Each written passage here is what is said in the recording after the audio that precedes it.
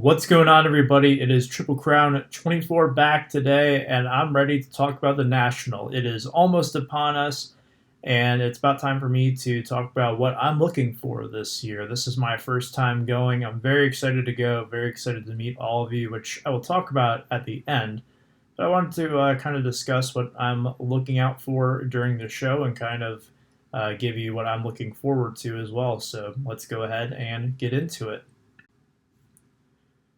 Little quick information about the show if you're not already familiar, which I'm sure pretty much everybody is who's going. It is Wednesday, the 31st, the trade deadline in baseball, through Sunday, August 4th. $19 general admission at the door per day. If you order your tickets ahead of time, it's going to be $22 at the door on site in Chicago, Illinois this year. So I'm going to talk about the cards and card sets that I'm looking to pick up at the show, and then I'm going to get into the experience and kind of the things that I want to do while I am in Chicago. All right, so the first card, this is my top objective, and I've ranked these 5 in order of what I'm looking for.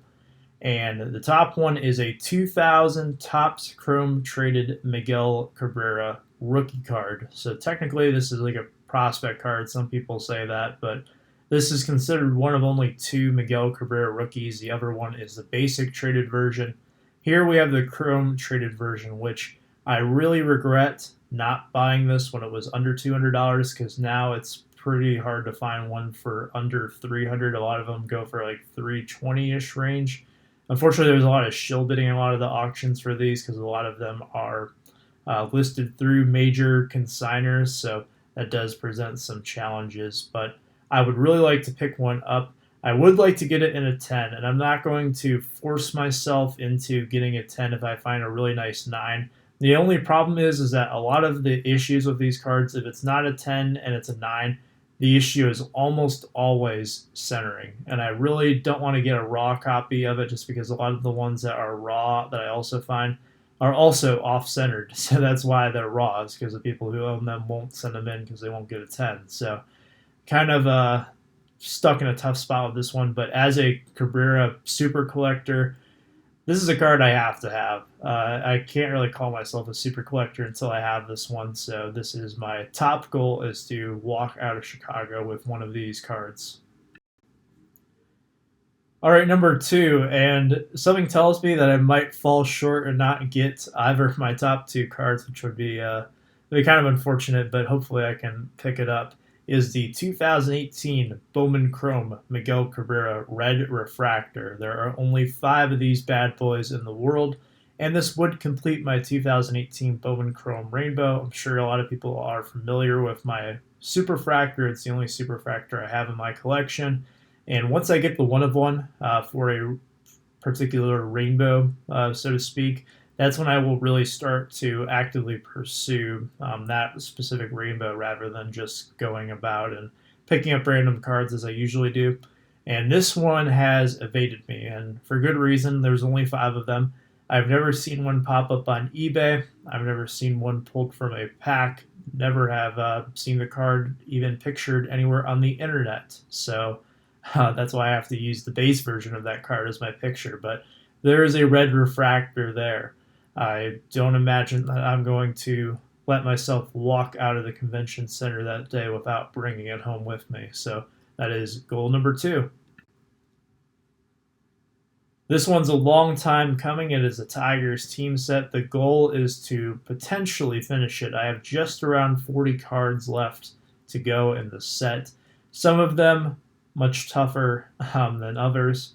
As you can see there, I've got 4 different K lines. Those are my final 4 K lines that I need to complete it. The toughest ones being the 54, 55, and 56 are out of the way, but a few of these are a little bit more challenging. This 1971 in particular, as well as the 2 All-Star ones, are high number cards. That makes them just a little bit tougher to find, but not too bad since he is a star. A lot of people will have these up for sale, just not really in the price range of what I'm looking to spend. So hopefully able to get that. The Denny McLain from 66 and the Tigers team card, both very sought after high number cards, and the 66 set has given me a lot of problems for the high numbers, so I will be definitely trying to get as many of those as possible without breaking the bank, but that is a pretty difficult set.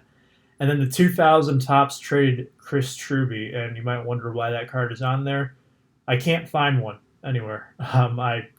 COMC only has the gold parallel version, number to 2002, and eBay only has that version and the chrome version.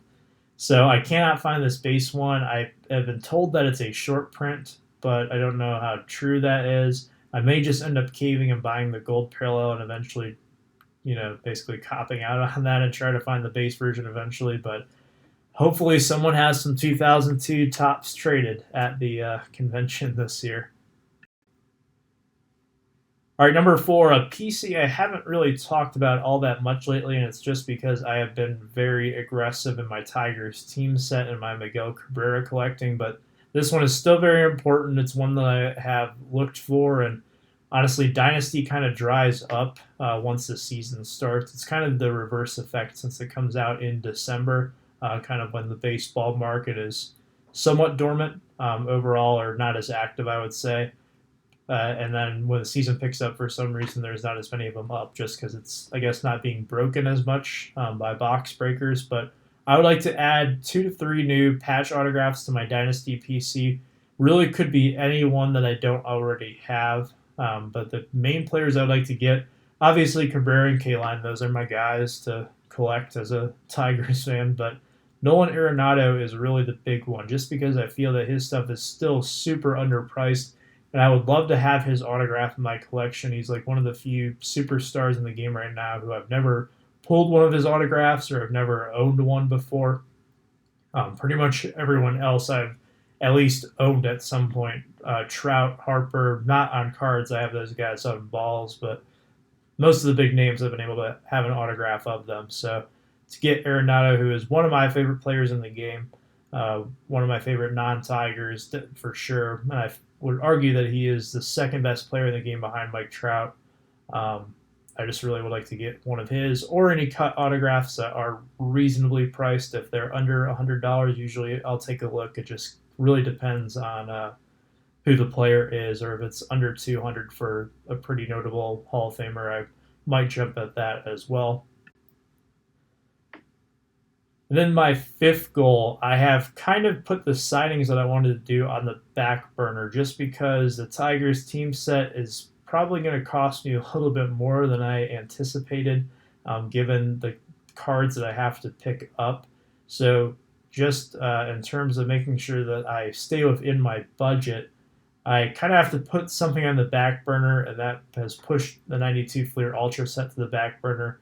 I really will probably hit the ground running on this one more so when I finish the Tigers team set, just because I have my toes dipped in a lot of different things right now. So to be able to wrap up one project will allow me to put greater focus on some of my other ones, just because it's hard to manage all these projects at once. I like to have multiple things to work towards, but right now it feels like it might be I have one too many little projects. So that's kind of once I get some of this stuff done, I'll be able to focus on this and then focus on some more vintage as well for my collection. All right, and then we have some community goals. Hopefully I can meet a lot of fellow YouTubers. That is what I look like. You have probably seen my face in a couple of my other videos as well if you want to study that before you go to know exactly what I look like. If you want me to send an awkward selfie, let me know and I'll show you how awkward I look that day. But nonetheless, I would like to meet a lot of you guys. It's nice to put a face to the name. I say that even though a lot of us show our faces on camera. Some of us, every video we do that. It feels like I know you guys, but at the same time, a lot of us are still strangers. So I would like to, just shake your hand, say hello. If I can get you on video, that would be fantastic. Just kind of talk about what you're looking for, talk about your experience so far, a little quick on-the-spot interview. That's really what my goal is for my videos in the National.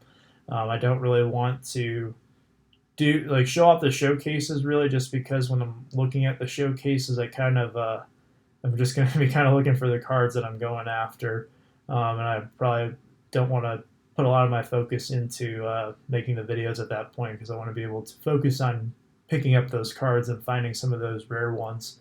I'd like to do some kind of collaboration videos as well. So a couple of the ideas that I had was to do a pack war, to do a box break with someone, those types of things. Just not anything, we're not going to go buy a case of Dynasty and rip it open together unless you're paying for it. If you're interested in ripping a case of Dynasty and doing that with me, let me know. But all jokes aside, just maybe like a Finest or some fun product, a Ginter, something that is cool that we can do a little collaboration on, or maybe some kind of dollar amount challenge where you only get a certain budget and you try to get the best card you can get, or multiple cards. I've seen that quite a few times when people go to different shows. Maybe some various other videos. I don't really have anything else in mind at the moment, but if you're interested in any of that, feel free to reach out. My email is iamdetroitsportscards@gmail.com. I put it in the description of all my videos because it's pretty long.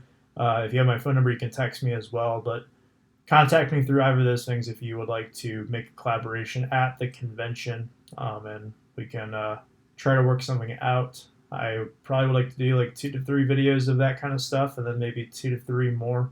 I'll have a lot of national content, and it might be where it's like every day for a week, and then it might take like a week or 2 off after the convention just because I'll probably be pretty tired, and I imagine you guys will be sick of seeing me as well. So that will wrap it up for me today. But I really appreciate you guys checking out today's video. Let me know what you're looking for at the National this year in the comments down below. Let me know if you're going to the National. Very excited to meet everyone, but until next time, I'll see you guys later. Have a good one.